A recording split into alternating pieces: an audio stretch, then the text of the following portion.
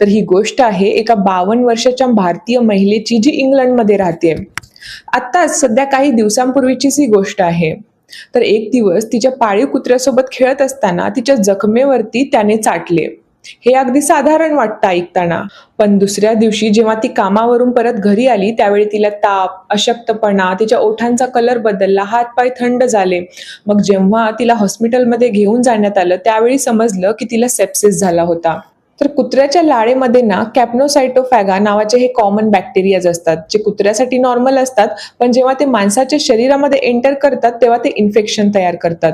आणि त्या महिलेचे इन्फेक्शन इतक्या वेगाने पसरत होते की तिचे दोन्ही हात आणि दोन्ही पाय कापावे लागले. हॉस्पिटलमध्ये असताना तिला कित्येक वेळा कार्डियाक अरेस्टही आला. आणि शेवटी 32 आठवड्याच्या या फाईट नंतर ती घरी परतली. बघा, एका साध्या कुत्र्याच्या चाटण्यामुळे एका महिलेचे आयुष्य पूर्णपणे बदलून गेले.